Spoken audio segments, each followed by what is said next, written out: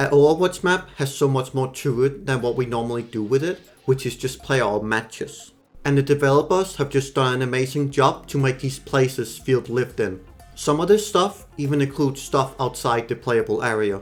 And there's even more than just the details they put in. Some of my favorite stuff you can find is when you look for stuff outside and then you find something they left behind that was meant to get removed during development. Which segues us perfectly into the first thing I want to show you.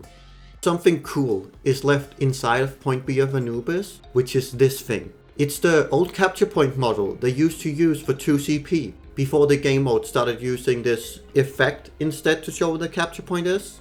Here in Ilios, on every single one of the points, you can see the statue in the background.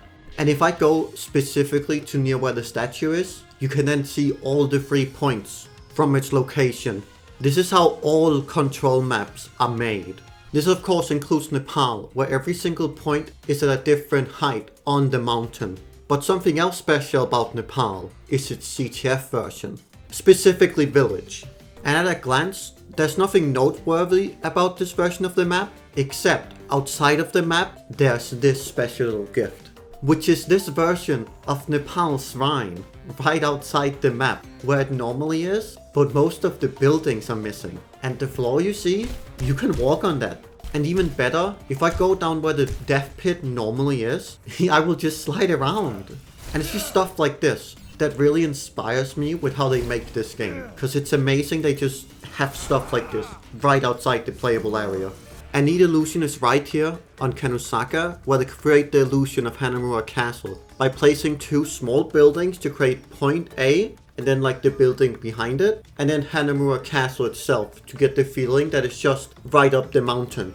And you can see here, Hanamura Castle only has 3 walls because they didn't load the back of the castle, because that would mean using the entire model from the Hanamura map itself. Something else fun Kanusaka has, which you barely see, is this road.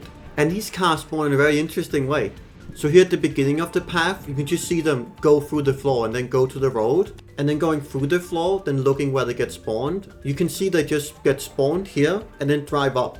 Volskaya Industry has a great background detail, which is all these mech, which all walk around the city and patrol it. But there's another guy, which is this robot, who's just this fun little Easter egg they added to the background of Volskaya. The radar on each wall in the bank has a camera, except on one wall. But if I look inside where the camera's supposed to be, there it is. It's inside the wall, and they just misplaced it. Health packs are really cool with this platform, because you can normally only see the top of it.